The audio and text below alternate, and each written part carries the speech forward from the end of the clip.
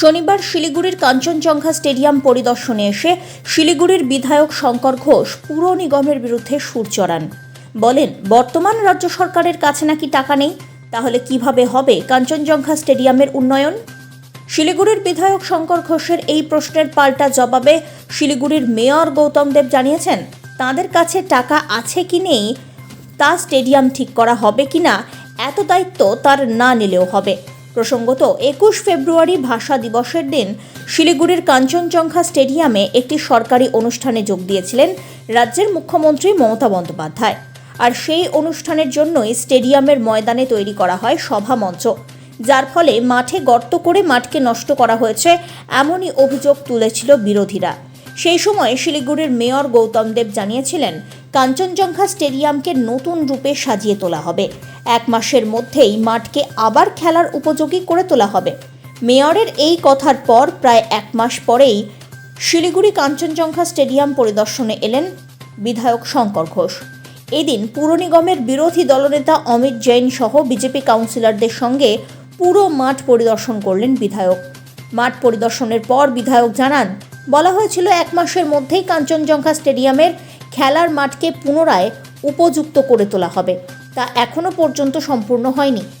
যদি মাঠে কোনো রকমের খেলা হয় তবে সেই মাঠ গর্ত ভরা, তার উপরে খেলোয়াড়দের পা পড়লেই উল্টে পড়ে যাওয়ার ভয় রয়েছে।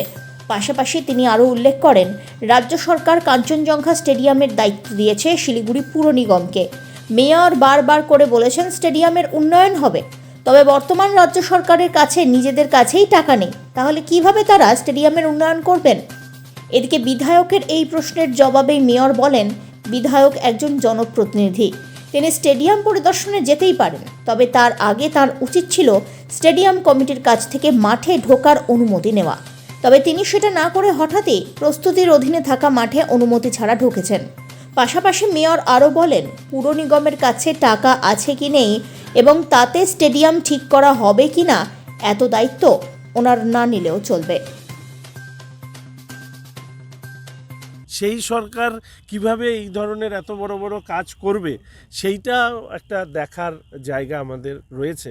ফলে এই শহরের বিধায়ক হিসেবে মাঠে দেখে গেলাম এবং অবশ্যই মুখ্যমন্ত্রীর প্রোগ্রাম বা পরবর্তীকালে যে কোনো প্রোগ্রাম হোক না কেন সেই প্রোগ্রাম নিয়ে বিধানসভার অভ্যন্তরে তুলে ধরব এবং এই প্রোগ্রামগুলো কিভাবে হচ্ছে, কার অনুমতিতে নেওয়া হচ্ছে, প্রশাসনের কাছেও কিন্তু লিখিতভাবে আমি জানতে চাই। এটা আমরা আশা করব। আর আমরা কখন কি কর্পোরেশনের কাছে টাকা আছে কি নেই, মাঠ আমরা কিভাবে ঠিক করব কি ঠিক করব না, এতটা দায়িত্ব ওনার না নিলেও হবে। আমাদের রাজ্য সরকারের যেটা প্রাপ্য, জিএসটি, 100 দিনের কাজ, আবাস যোজনার কাজ, রাস্তার কাজ, ডাইরেক্ট ট্যাক্স থেকে যেই টাকা নিয়ে যায় তার অংশ ফেরত দেওয়া, সেগুলো নিয়ে পারলে হিম্মত থাকলে নরেন্দ্র মোদীজি এবং বিজেপি নেতৃত্বকে বলব।